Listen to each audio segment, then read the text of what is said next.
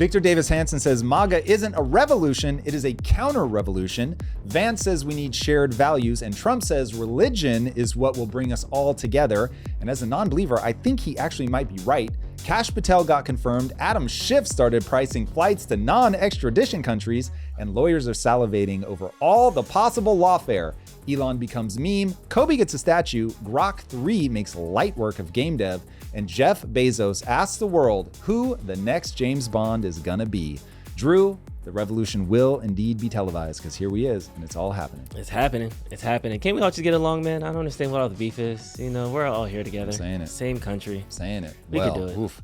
The beef is easy enough to lay out, but our boy Vance talking to Europe, talking about the need for some shared values, want people to hear this clip, but also want them to contextualize it with inside America as well. I think the following statements ring true.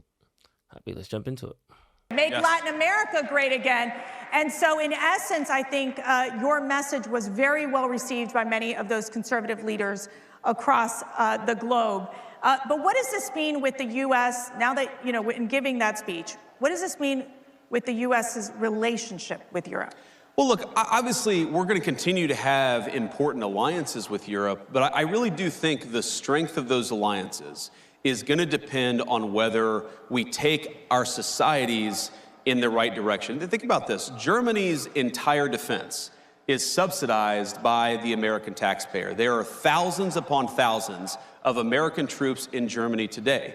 Do you think that the American taxpayer is going to stand for that if you get thrown in jail in Germany for posting a mean tweet?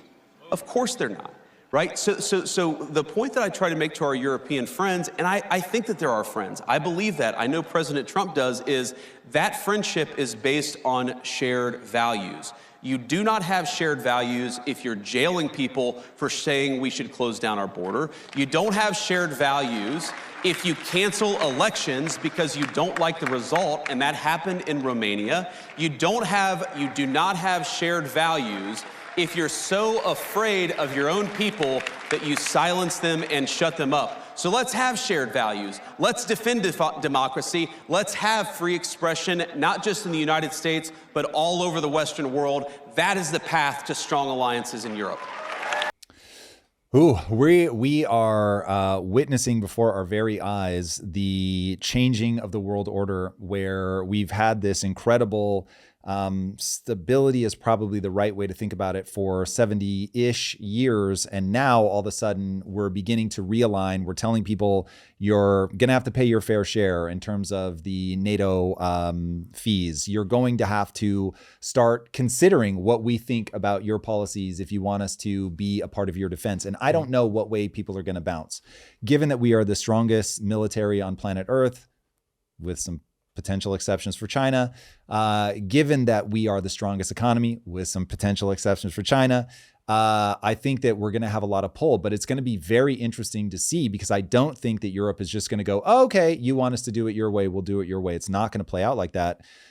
Sovereignty is a big thing. This is why I think that the whole Canada's 51st state thing is not as simple as Trump wants it to be. I think there would be, even if it would be better for them, I think people are going to push back wildly because they see themselves as Canadian, the Germans see themselves as German, and people want to do things the way that they want to do things. And if we're now going to make that contingent, if we're going to say, hey, we're not going to keep supplying you with the aid that we've been supplying with you because I'm not sure that we continue to share values, it could get very weird. So it'll be very interesting to see what Europe's response is to Vance. And it's interesting to see Trump continue to position Vance as the one to put forward these international policies and say the hard things.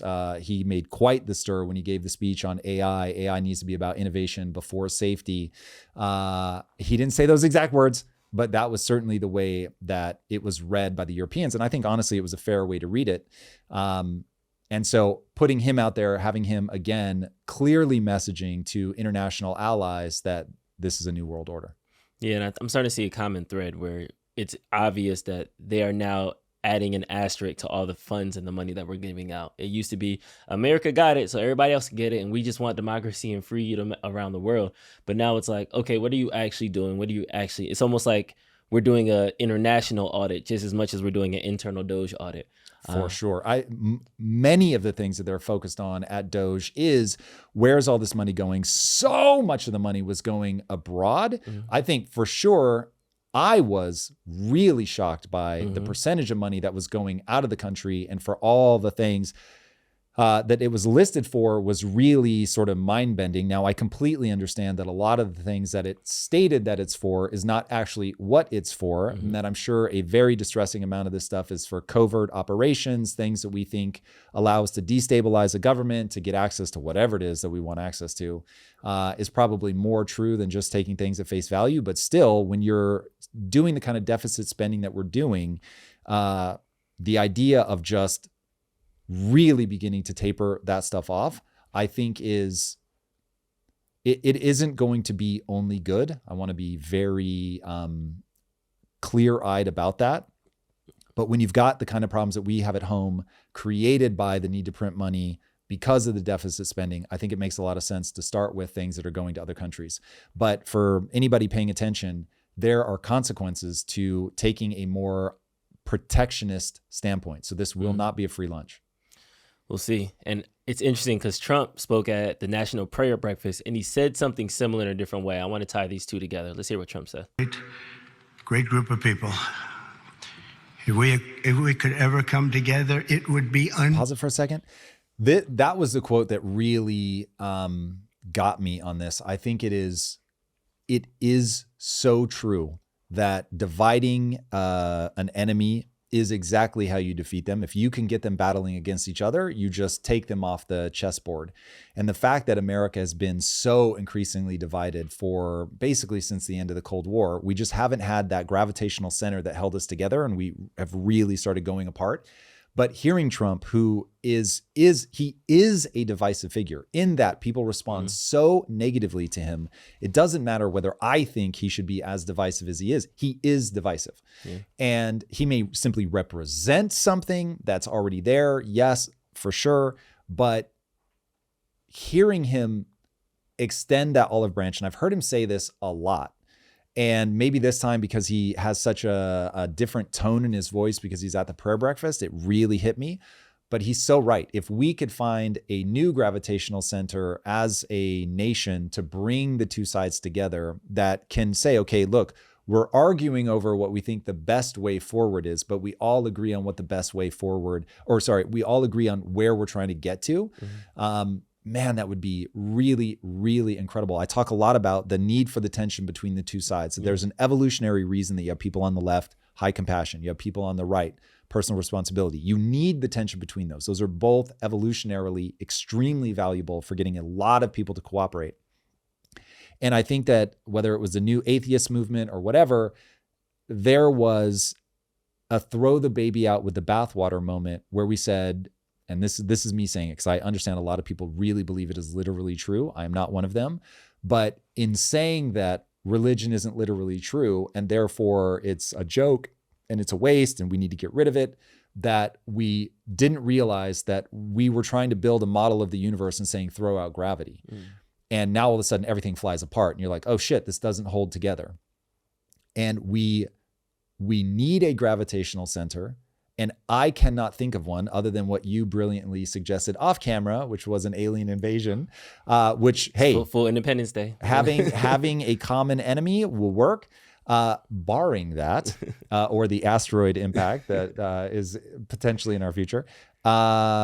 Religion really does strike me as the thing that's tried and true. Now, no one hears the irony of that more than I, because few things have divided people more and caused more death and suffering than the fact that people can't agree on religion.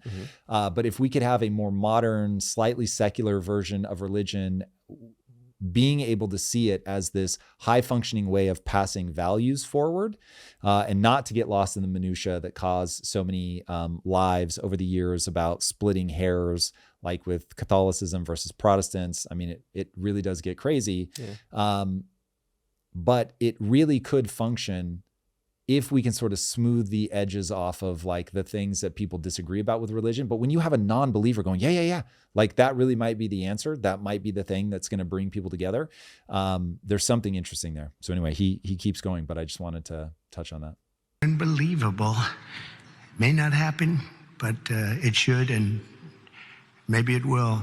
From the earliest days of our republic, faith in God has always been the ultimate source of the strength that beats For a sec. So what was really interesting historically is that you had people like Thomas Jefferson who did not believe in the same way, created his own Bible.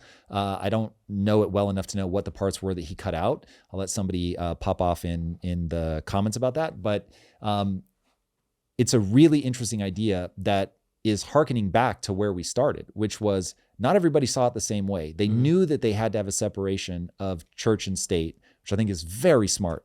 I do not want to be in a theocracy. That is for sure.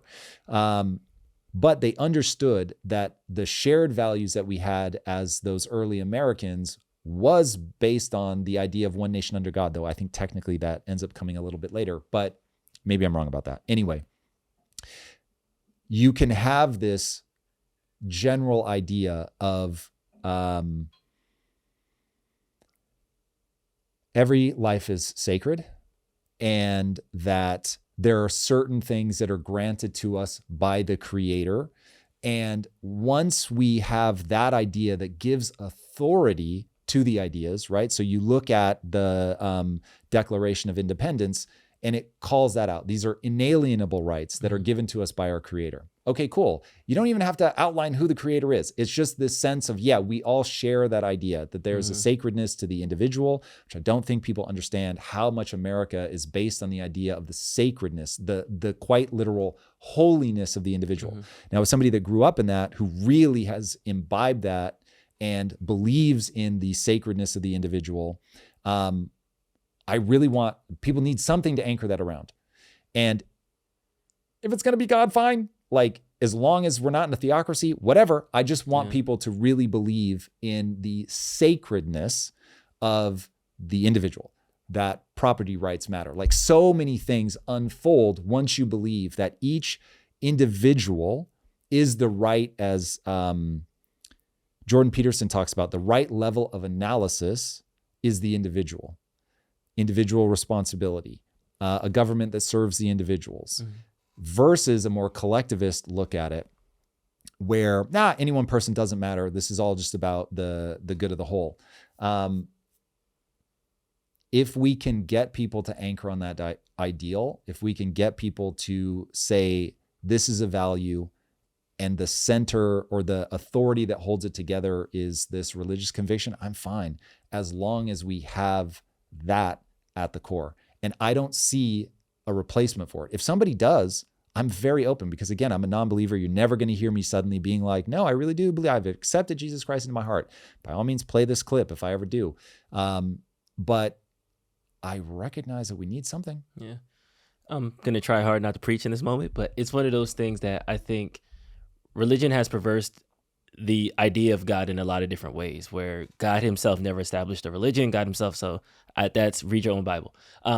I think the thing that helped the country specifically by having a shared belief in God, it wasn't because it taught everybody how to think, or it wasn't that it taught everybody who was right and who was wrong, but it at least gave us a unified playbook. We had a unified set of standards. We had a unified set of things that were like, if we live our lives this way, this is how we are going to prosper. And that's at its core essence what the relationship with God is supposed to be. It's how do I live my life in the best way possible and to help the people around me. And if you come to a new country, you're literally trailblazing. That's how it was supposed to be. Now, yes, the Bible is used to justify slavery. And yes, there was a whole massacre to establish the U.S. So I'm not saying that these people were religious zealots or anything like that. But the fact that now they can tell their children, hey, be nice, be kind to your neighbor. The golden rule, do unto others as you want to do on yourself. That's a Bible verse. There's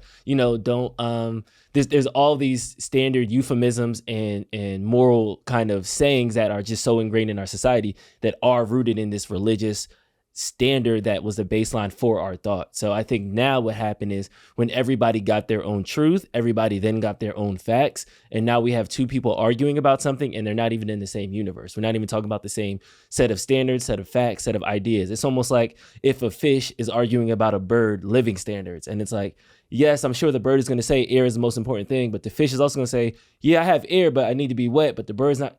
And they're going to be arguing for days until they're both blue in the face, but they're not thinking about the same thing. They're not in the same space. They don't have that same shared ecosystem. And I think that's the one thing that America as a whole is missing, because America itself as the idea, there's too many chinks in the armor. There's too many cracks. There's too many things historically that they told us was one thing, and it was really the other thing. Even the story of the Pilgrims, when we were growing up, oh, the Indians and the Pilgrims, they shared a turkey and they put it on the table. The fact that they're even called Indians when they're Native Americans, and Christopher Columbus just went the wrong way and he landed here, it's like, oh, all y'all Indians now. Like, that was problematic in and of itself. You know what I mean? And it's all these things that with social media and technology, we're starting to uncover all these hidden facts that were never communicated.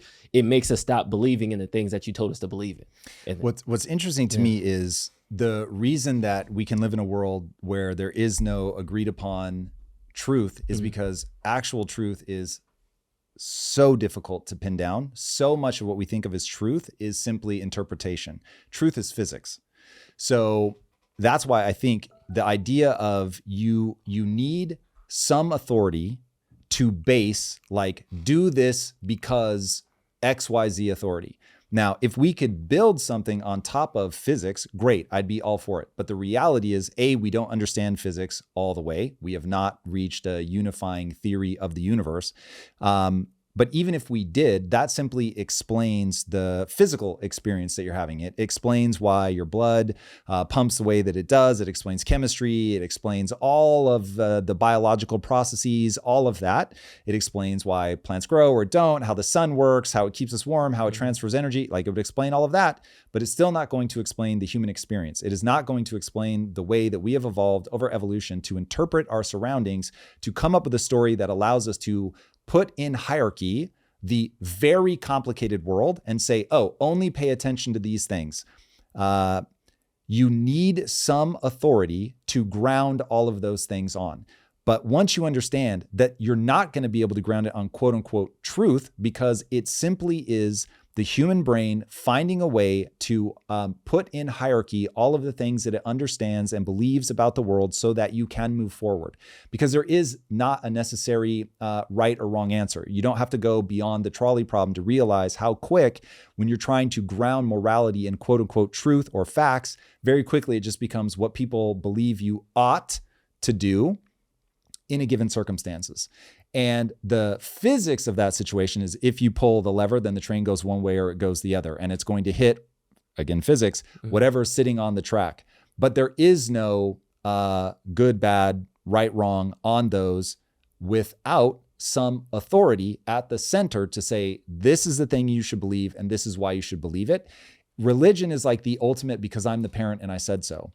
Truly. And if I'm right, that the reason that religion has lasted as long as it has is because it has a high degree of utility, and that you can look at religions as being, at least in the time and space that it was hyper useful for, it allowed people to survive better. It gave them a mechanism by which they could meet a stranger and say, oh, we believe in the same God, therefore we're going to cooperate with each other. And that is something that no other species has. You don't have this imaginary mental map that allows you to cooperate across space, across time, across knowing the person or not knowing the person. And so it is one of the things that has allowed humans to be as successful as we are. But the idea of authority, that is the full thing I think people need to take away. What I am grasping at is, what is the authority upon which we're going to base morality? I talk a lot about we need to identify and state very clearly, where are we trying to end up? What is the end state that we want to get to? Everything else is just what's going to be the most effective and efficient way to get there. And we are going to debate that until the end of time. But you have to have something to ground that final vision in, to say, this isn't Tom speaking, this is the Lord speaking. And now all of a sudden it's like, oh, because God said so. And this is exactly why we make gods out of men, because you need to grant them some sort of authority to anchor on. And I'm trying to preempt what I think people will push back on. It is recognizing that the vast majority of what we think of as true and false is human interpretation. That is the enemy that we're up against. You're not actually dealing in physics. The only thing that is objectively true, that whether you believe in it or not, it doesn't matter. Like money, if you stop believing in it, it stops working. It doesn't care what you think about it. Think about a meme coin. Sorry, God very much cares about what you think about it, because if you stop believing it, it stops working. Money stops working. All of those figments of our imagination stop working. But gravity doesn't stop working. Gravity doesn't care whether you believe in it or not. Physics don't care whether you believe in it or not. So going back to the trolley problem, which for people that don't know the trolley problem, it's usually some variation of, there's 5 people on one side and there's one person on another. If the train were barreling towards the 5 people, would you be willing to pull the lever to get it to go kill only the one person? And you suddenly realize, oh, damn, like, what am I making this decision on? And then what if it's 5 murderers versus one person? What if it's one normal person? What if it's 5 old people versus one infant? Like, how do you start going, oh my God, like, I don't know how to make these moral decisions. That is when you have lost anything with an authority that gives you the answer to those most difficult questions. And so when people say, like, we can architect all of this on the back of just what is objectively true, that is a fundamental misread of what you believe, as if you simply believe what is true. People don't believe what is true. They have made a choice over time about, it's usually invisible, but they have made a choice about what to believe is true versus like, oh, this is grounded in physics. And so because that breaks down, because physics is never going to answer the trolley problem and the human experience is effectively the trolley problem over and over and over and over and over and over and over, you run into issues. We'll get back to the show in a moment, but first, here is the brutal truth about scaling. Most entrepreneurs don't outright fail, they plateau. And if you're stuck right now, you know how true that is. It could be that your revenue flatlines every time you step away, or maybe you're trapped in a commodity market that's racing to the bottom, or maybe you're one of the lucky people who is navigating a very complex partner dynamic that turns every decision into a battle. These problems and a whole lot more can seem impossible until you break them all down into first principles. My partners and I use this thinking to grow Quest Nutrition by 57,000% in our first 3 years alone and scale to $1 billion exit. And now I'm teaching this framework to a select group of entrepreneurs who are ready to scale.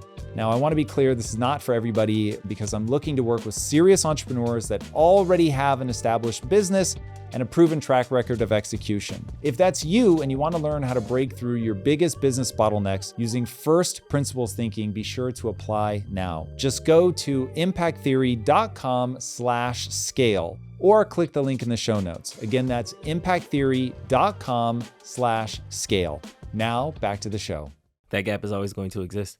But I think that's what's happening in this current moment. And Victor Davis Hanson kind of breaks down. In fact, before you play this, okay, so the reason that what you're about to watch matters so much is you've got the left and the right racing away from each other.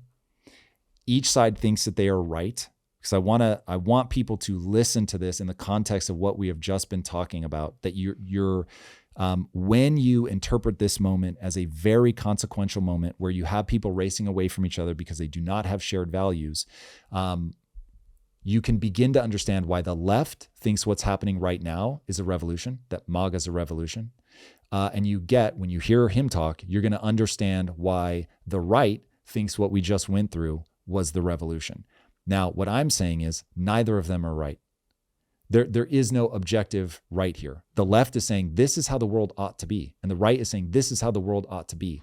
And I'm saying without something that has authority to anchor everybody, you're going to just keep racing apart. This all goes back to Nietzsche and his whole thing. I mean, I forget when he was alive, but I think in the late 1800s, early 1900s, he prognosticated, we killed God and we will never be able to wash the blood off of our hands, or God is dead and we'll never be able to wash the blood off our hands, whatever the exact quote is. And he was able to see like what's going to happen over time as we lose that anchoring authority. All right, with all of that in your head, watch Victor Davis Hanson. And they call it the MAGA revolution. It's not a revolution. It is a counter-revolution. There's a big difference. This is a restoration. Let's use the word Trump restoration. We don't really appreciate what we've been through with 8 years of the Obama revolution and the 4-year more radical third term of Obama, using or employing the waxen effigy of Joe Biden. A revolution that we've experienced was a cultural, economic, political, social revolution. It was very similar to the French Revolution under the Robespierre brothers. We should remember what they tried to do. They changed the days of the week. They renamed things. They tore down statues. They went after the church. Does this sound familiar? This revolution that we've experienced, everything was up for sale. Everything was negotiable.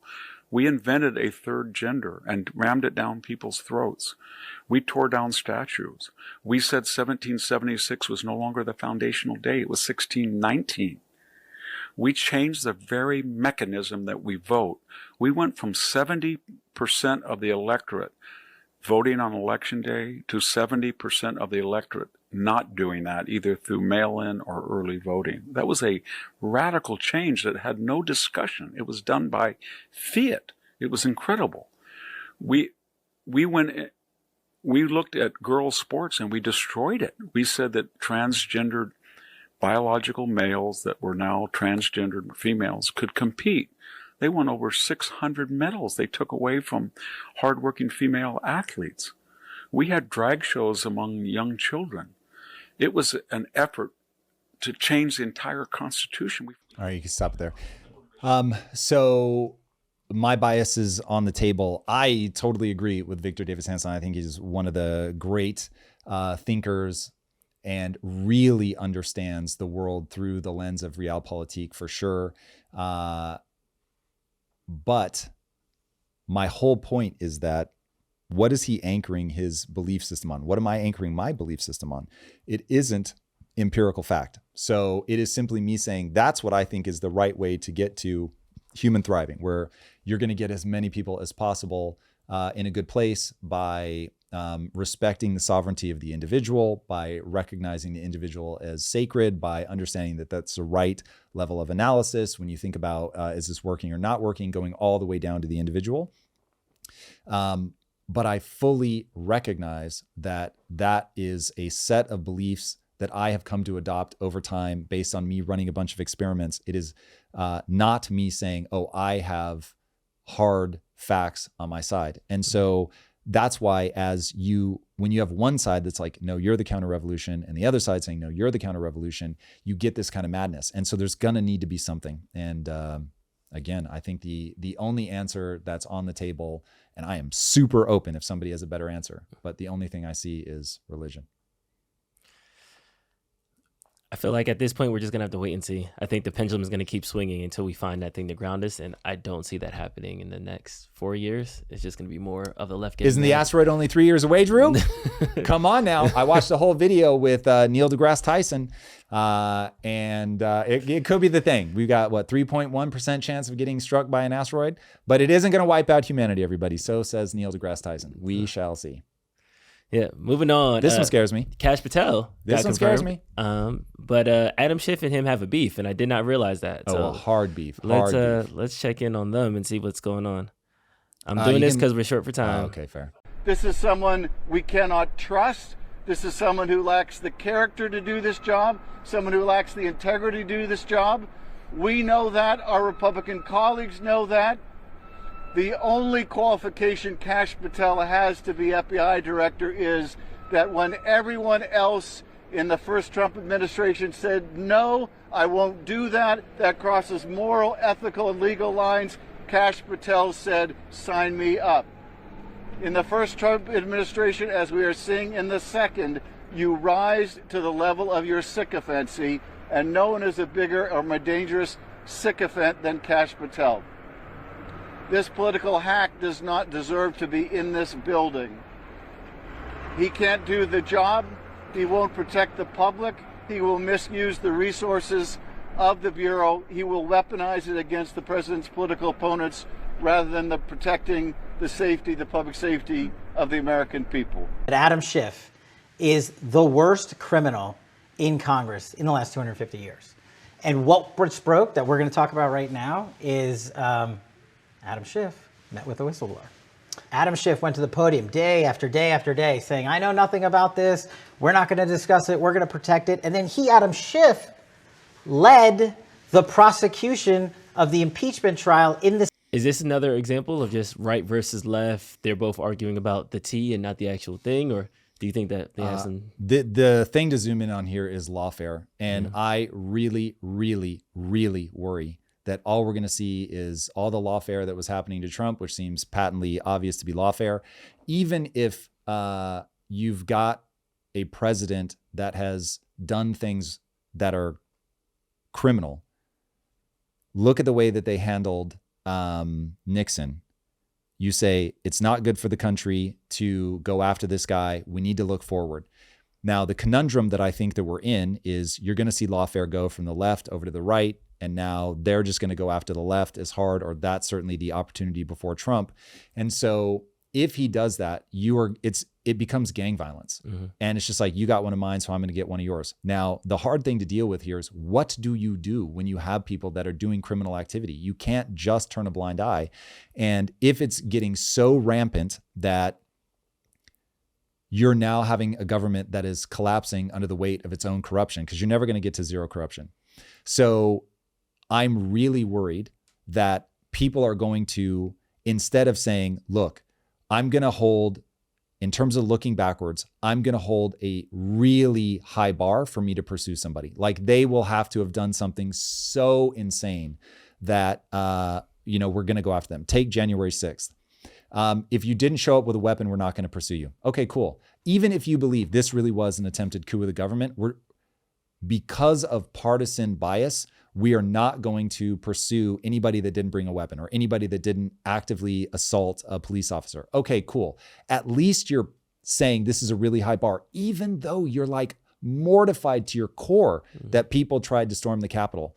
That it strikes me as the only way forward, that somebody somewhere has to turn a cheek and say, yes, I was wronged. And yes, that's egregious. And yes, by the letter of the law, we could go after them. But the reality is there's a reason that there's a difference between the letter of the law and the spirit of the law. The spirit of the law is we want to make a stable country that allows people to thrive as individuals. That's the spirit of the law. Everything that we put on the books is to try to do that, to make a place where the individual can thrive, that we're protecting everyone's ability to have a shot at thriving. Okay, so it is a collective notion in that sense. It's not like if one person's winning, all is well, but you want to make sure that you have this even playing field where you're minimizing corruption as much as humanly possible. You're giving everybody a chance to get educated and really do something great, that the government more or less stays out of people's way. And the only time that they step in is to make sure that the playing field is not becoming corrupt. Okay, if that's the spirit of what we're trying to create, then it's like, if you're over-indexing on the letter of the law to go in and bludgeon people and say, we're going to give these people crazy sentences because it's politically advantageous for us to do so, dude, at some point, somebody has to have like some fucking honor and integrity and say, I'm going to take it on the chin. And Trump is poised to do that. They tried to kill me. There were 2 assassination attempts on my life, literally got shot in the ear, but I'm not going to do it. I'm not going to pursue them. I don't know if he has the ability to avoid that. I don't know if he's going to be able to say, look, Kash, I get it. A lot of rhetoric up to this. It's not the right play. Let's focus on moving forward, because we do, like, if there's been a ton of corruption, you don't just shrug it off and be like, well, it would be bad for, be a bad look for the country. So we're just going to let it get as crazy as it wants. But you say, look, this is a dawn of a new era. I'm not worried about looking backwards. I'm only thinking about looking forwards. Now, if people start doing crazy shit, we are going to address it. We're going to have transparency. We're going to draw this stuff into the light, and we are not going to take this fucking sitting down. The mechanisms of the government with the checks and balances are exactly what they're meant to be. And Trump has thankfully said the right things about if anything, an EO or whatever that I put forward, if the courts strike it down, cool. I'm going to listen to that. I'm going to appeal. I'm going to continue to fight, but I'm going to use the actual mechanisms. But God damn it, if he just ends up doing the same lawfare against the left that was done to him, that's really fucking terrible. Race to the bottom. A race to the bottom. Very well said. All right, I got some quick hits. Let's do it. Donald Trump is funny, man. He just announced that Kobe Bryant will get a statue in the National Garden of American Heroes. Love this idea. I think it's going to be amazing. It's just interesting that I'm going to see how people try to spin it as a bad thing, but I feel like Trump knows how to get the small wins that will last longer than he does, but it's one of those like funny, interesting. I'm not tracking.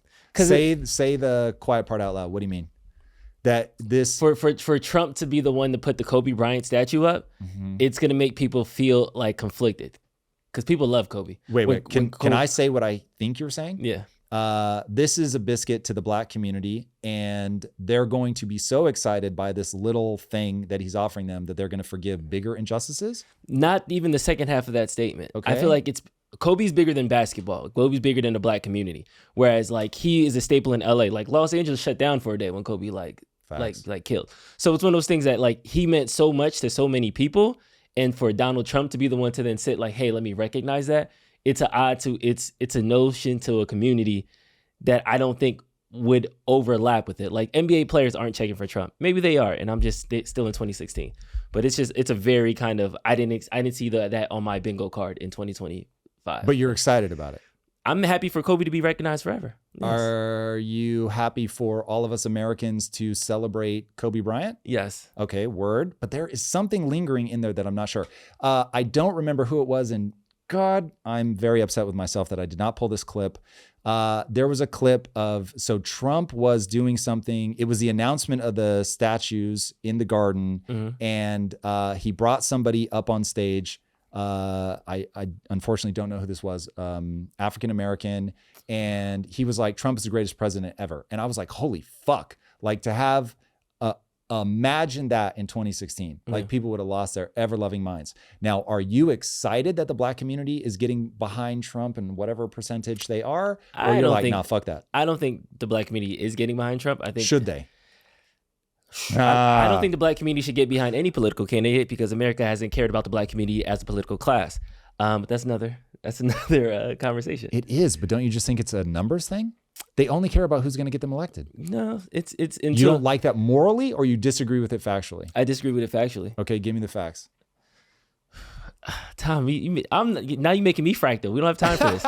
Okay, it's a limited voting class. Getting sweated. Sorry. Yes, it's a limited voting class. We got the demographics have shifted. The focus on the black community is no longer as important to the Democrats as it once was. So now that they have a new class of people, whether it's the LGBTQ, whether it's the Hispanic population, whether it's the immigration, the people that are allowed to stay after with Trump's new EOs, I don't know how many people of them will stay, but they have now shifted and they lost their political power. So now I think the black community is kind of political homeless because while some people are going to the right has still much very classic right Republican racist rhetoric that some black Americans are not willing to forgive or look past. And then on the left side, they just feel like they've been left.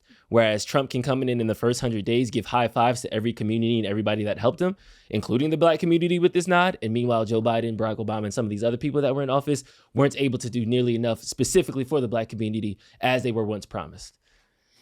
So here's my take. Thank you for that. I would say the right thing for any community to do is say, it doesn't fucking matter what was happening in the past. I don't even care if Trump failed you in term 1. Is he going to do good shit for you right now?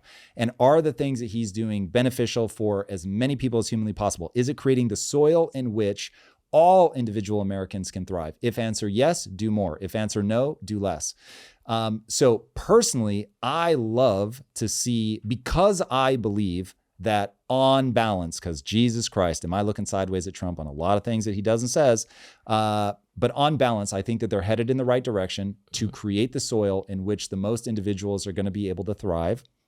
So I love seeing people get behind him no matter where they're from. I loved seeing more people in the Black community, Hispanic community moving over to Trump because, again, I believe that as of right now today, on balance, that he's doing more things that are going to create that soil, driving the deficits down, big win for me, releasing files and creating transparency in the government, big win for me. I know that Elon is not popular right now, but getting the greatest capital allocator of our time to help turn the government around, like that's a big win, man. We all know my inflation rant, but it's like, imagine for a second that I really believe what I'm saying and that is a theft from people that stops them from getting ahead, and we're actually going to stop doing it. So anyway, I would love for people to look at that, and if it's positive for your community, to celebrate it and be stoked. I look at it though, if I'm honest, this exact moment, this is a bit of a right turn, but Booker T. Washington wasn't in there. Now, boy, do I expect to get lit up for this belief. Or at least I would have in 2012. The story of Booker T. Washington to me is so fucking inspiring. Like, it's crazy. He wanted to build a school, not take a building over that already existed. He wanted to build a school. And so he made everybody learn how to make their own fucking bricks. They became the highest quality brick maker in the region, such that everybody started buying from them because they're like, God damn, like, how do you guys make such high quality shit? It still stands to this fucking day. Anyway, read a biography on him, was absolutely blown away. So I was very sad. I literally was scanning through the list to see if he was going to be on it. So do you think Kobe Bryant shouldn't be the win? No, Kobe is my hero. That guy's so fucking legit. I just wish there was at least one more. And look, you have to draw the line somewhere. I just have a particular fascination with his approach to the world. His approach to the world is, I mean, ironically, because this is something I got from Kobe with Booze Don't Block Dunks, but that you can get so good at something, people can't stop you. That even if people hate you and they want to see everyone who looks like you dead, you can actually make the fucking bricks so that you can build the school. That is such the embodiment of like my whole life ethos. Yeah, I don't know what else. Have you read Miseducation of Negro, W.B. Du Bois? That's interesting. Booker T and W.E.B. were the Malcolm X and Martin Luther King of their times. So they were polarizing in their own ways, different like backgrounds. But I'm curious to see how W.E.B. Du Bois. There's so many letters there. What is it? W.E.B. Du Bois. W.E.B. Du Bois. Were they contemporaries? Yes. Did they dislike each other? Yeah, I don't know if they were actually friends. I don't know what their personal relationship was, but they were always, you were either camp of this or camp of that. Got it. So their rhetoric didn't necessarily align. No, but they were. I secretly believe they respected each other. I think they respected each other. Yeah. Preference. Even Martin Luther King, Malcolm X. Yeah, you respect each other, especially in public. Moving on. Grok 3 is making video games. God, we're almost out of time. This is crazy. Okay, so Elon, I hit you up in the comments, bro. This is incredible. I love this, but for real game development. So first of all, Grok can code in C++, which is unfucking believable. So I hit Grok 3 up and said, hey, I'm a game developer in Unreal Engine. Can you code for Unreal Engine? It's like, yes, I can. I can write in C++, which is the primary language. I can do C++. That's good for blueprints, which is how most people interface with Unreal Engine. I was like, holy shit. So we'll see how quickly we can move on that. But what Elon is saying is all we have to do is up-res the visuals of the game. He is wrong about that. As somebody who's been in the trenches of game development for the last 3 years, I will just tell you right now that there are very minute changes that make a huge difference in the satisfaction that you feel as a player when playing it. This is awesome. This is a huge step forward. Elon, I beseech you, as a game developer, please, you've got to think about developer controls as you build this out. Shout out to Runway ML, which, by the way, one of the people on the Runway ML team used to work for me. Nice. Fucking crazy. What a small world. Shout out to not Ian Sands on Twitter. That if he gives the controls that like Runway ML is going out of their way to give people the ability to control the camera and all that stuff. If he does that in game development, so you can make minor tweaks, or even feed it like, this is how I want Grok 3, give me the 3D model. I'm going to do one little animation to show you exactly how I want the head to turn. And now replicate that, because game development is often little movements over and over and over and over and over and over and over.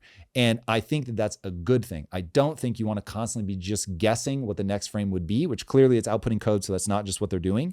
But man, you've got to give developers that level of control so they can go in and make these minor tweaks so that you can create something truly original. Because if AI only outputs like generic things that are the amalgamation of, I'm giving you code based on what most things would look like that I know historically, everything will just sort of become this sort of gray blob. But if you allow me to go in and make little tweaks, then I can be the Quentin Tarantino of filmmaking, where I surprise you and I do something nobody else has done that many people think, oh my God, this is terrible. But it's so unique and such a clear voice that like the people that are going to be into it are going to be way into it. So Elon, this is my prayer to your team. Please, guys, please. That would be so incredible. As a game dev, I just would be eternally in your debt. Nice. Last but not least, Amazon took over the rights of James Bond, not just the film, but they now get to pick the new person. Who's your guy? I don't know that I have a guy. If you put a gun to my head, I'd go with Idris Elba just as like a default, because I think he's so cool. But I don't remember how old he is, and it's possible that he would be a bad pick, because you want to get 10 to 12 years out of any Bond. And so he might be in his mid to late 40s. And so probably not the play. You want somebody that's like 31, 32, which is why Eunice's vote for James McAvoy gets a hard pass for me. I want to see somebody that's like in the aggressive prime of their male life. The whole fantasy of James Bond is that he's suaver than you. He's got access to more gadgets than you. He gets laid. He gets the kills. Like it's the ultimate male power fantasy of very intellectual, very good with the ladies, and very good with the gun.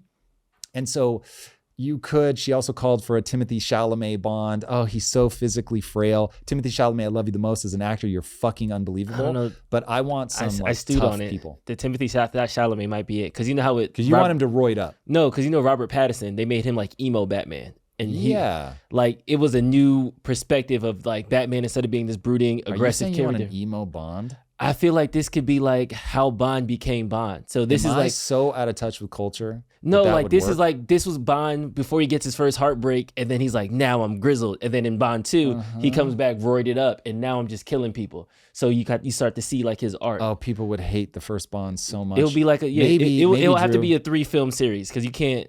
The first one weak emo Bond to begin. Heartbreak. Maybe fucks up a mission. Somebody's mom gets killed or something. Maybe if you'll let me, he gets like a neuro implant in his brain. No, losing you there, but I like it. He comes back in the next one. He's jacked. And thinks faster than everybody. Runs faster. Yeah, now he's back to being him. But I feel like we need to see, just like with Batman Begins, terrible. Dark Knight, amazing. You need the. You didn't like Batman Begins at all? I mean, in the grand scheme of Batman movies, it's not in the top 5, but it was good. I love Christopher Nolan. He could do no wrong in my eyes. Dude, well, Christopher Nolan, I love you, but if I could ask you to just dumb things down a little bit, your shit is hard to fucking follow. And so what was the time one where you're he's listening fucking with all slow. the time? That's it. No, how dare you, Drew? What was the one where he's playing shit backwards? Tenet. Yeah. Come on. You followed the whole fucking thing? I love Tenet. I didn't say, did you love it? I said, could you track the fucking narrative? I watched that thing like 3 or 4 times. Could you track the narrative? Drew, I'm going to put you in a lie detector. Could you track the narrative? I'm going to be honest. My take on Tenet is, I hate that this is the black episode today. My take on Tenet is that this is the first time he has a black protagonist and he doesn't have a name. Interesting. So I had more beef with that than the time thing. Okay. All right. That's all I got. Guess. Give me up to say. Oh, man. I'm going to lose my job. I'm going to lose your job. I'm joking. So Christopher Nolan, if I could, just PSA really fast. Come on, brother. You got to like really just a smidge come back to planet Earth. I get it. Your brain is big. We just want to see something blow up. That's damn. it. Like I want to be able to follow the narrative. So I'm not just watching it because it looks cool. I actually want to be invested in the stakes of that shit. All right, everybody. That's it for today. We are out of time. If you are not already joining us for episode prep, you are missing out, boys and girls. Go subscribe on YouTube, or I guess you're probably here on YouTube. At Tom Bilyeu is the place to be. Let's do it, everybody. Thank you for joining us for the Tom Bilyeu Show. And until next time, my friends, be legendary. Take care. Peace. If you like this conversation, check out this episode to learn more. Trump calls Zelensky a dictator, himself a king, insinuates Zelensky started the war with Russia, and drops an EO denying illegal immigrants access to benefits. Doge racks up more savings and wants to give taxpayers a little taste. Hegseth